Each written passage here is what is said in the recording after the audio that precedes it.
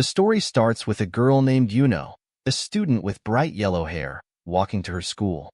She sees a classmate with soft gray hair and wants to talk to her but feels too shy.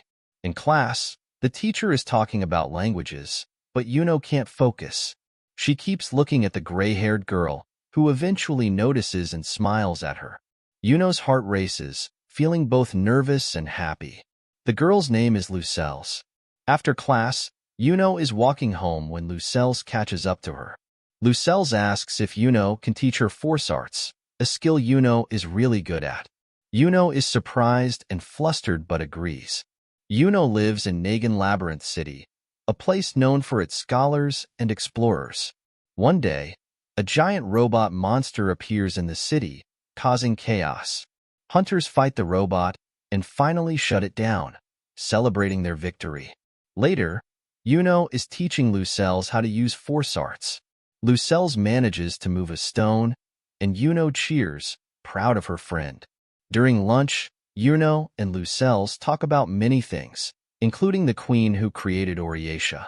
Lucelles teases Yuno, asking if she has a crush on anyone, making Yuno blush.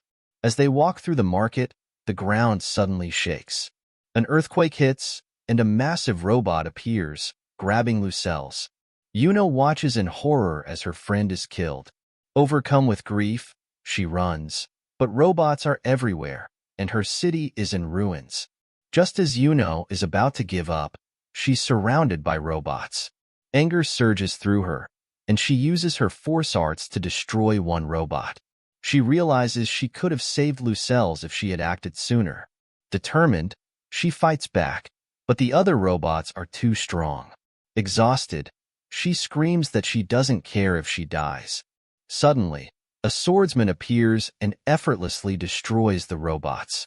He asks Yuno if she really wants to die. Still in shock, Yuno is wary of this powerful stranger. He tells her that things will get interesting and hints that they'll have choices once the chaos ends. The swordsman, who turns out to be from another world, isn't afraid of the robots. He easily defeats them and even jokes about his hunger, asking Yuno for food. She gives him some rations, and in return, he promises to take care of the giant robot that threatens the city. The swordsman introduces himself as the last Yagyu from Earth, a place very different from Yuno's world. Intrigued, Yuno starts to teach him about force arts, but she explains that people from his world can't use it because they follow different rules. Ignoring her warnings, the swordsman charges at the giant robot, slicing through smaller robots with ease. Yuno watches in awe as he dodges the robot's attacks and defeats it with a powerful blow. After the battle, Yuno realizes she hates strong people because they make her feel powerless. But she knows she needs to find something to hold on to, even if it's small. The swordsman, now looking for his next challenge, doesn't know where to go. Yuno suggests Oriatia, where he might find strong opponents. She mentions several powerful enemies, and together they decide to set out on an adventure. The swordsman, who can defeat countless robots with just his blade, reveals his name, Minia, also known as Sujurua the Willow Sword. The true Demon King has fallen. The terrifying enemy who once spread fear across the world was defeated by a hero no one knew. Even today, no one knows the hero's name or where they went. With fear gone, a new hero must rise. The scene shifts to the new Principality of Lithia, a land formed when Terran the Guarded, a general from the last Minion kingdom, Oriatia, broke away and created her own city. This bold move upset Oriatia's military, threatening their control. In the heart of Lithia, Lana the Moon Tempest, a spy for Terran, is racing back to the city. The air is tense as wyverns, dragon-like creatures, close in. Lana, worried, asks the coachman if they can reach Lithia before the wyverns catch up. The coachman, pushing the horses to their limits, isn't sure. Lana insists they are close and urges him to hurry. The group fears the worst, being caught and eaten by the wyverns.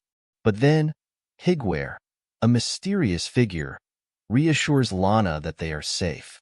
He claims he can handle the wyverns with ease. The conversation drifts to the true Demon King, who was once so powerful that no one could match him. Higuer, also known as Higuer the Pelagic, reveals that only Oriatia remains, as the true Demon King had brought down the other kingdoms. Lana explains that Oriatia believes they have the one true queen and dismisses other rulers as self-proclaimed demon kings. Higuer confirms that the true Demon King was indeed the real deal, a true monster compared to the others. Suddenly, chaos erupts. Bandits and wyverns appear, creating a chaotic scene. The outlaws demand that the wagon stops and hands over its cargo. As the situation escalates, Higuer notices the wyverns attacking from above. The outlaws, caught off guard, panic as their attempts to shoot down the wyverns fail miserably. In the end, the wyverns easily defeat the outlaws, leaving behind a grim scene. Lana tells the remaining outlaws they can relax. The wyverns, now under control, won't harm them. The day ends with the outlaws realizing they were no match for both the wyverns and the skilled warriors of Lithia. As the wyverns, fierce dragon-like creatures, were ordered to attack, the air filled with snarls and roars. Lana and Higuer watched as Regnagi's thermal arts lit up the sky. Lana explained that Regnagi, the strongest wyvern, was their leader. As long as they're up there, the new principality will be safe, she said.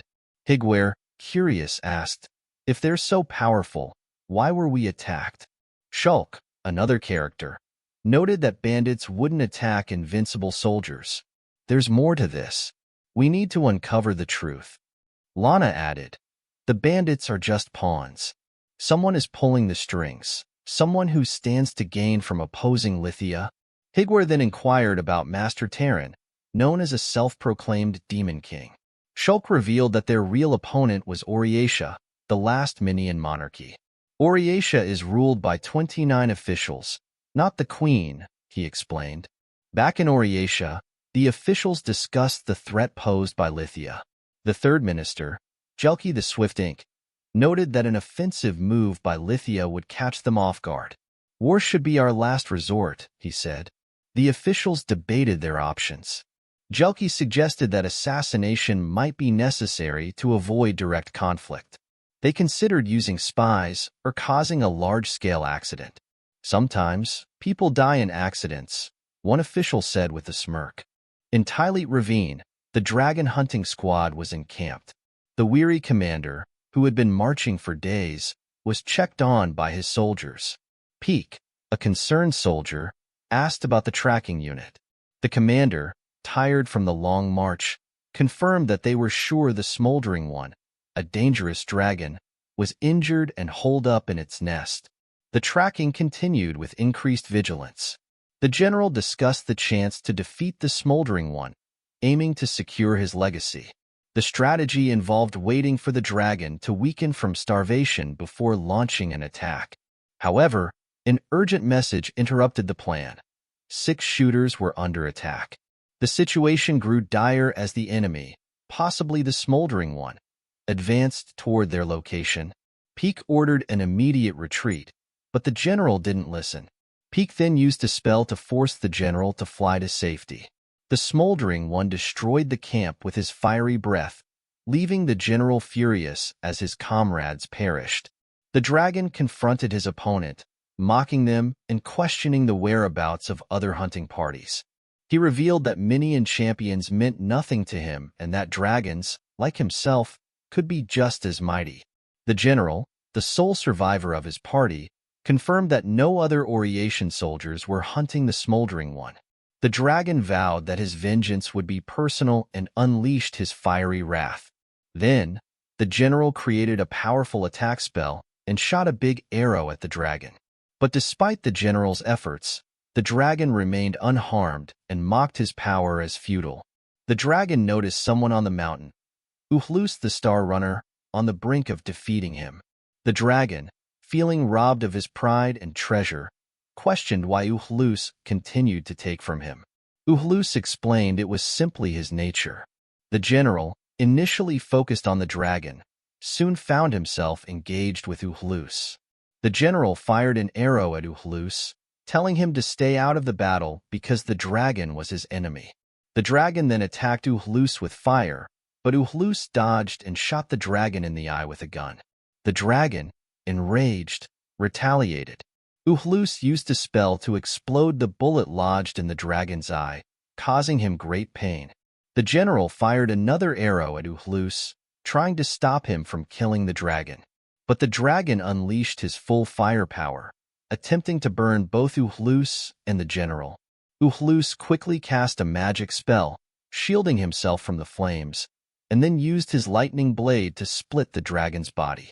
In the aftermath, the general revealed his own violent history and ambition, driven by a quest for glory. He suggested that Uhlus participate in the imperial competition, which sought a new hero.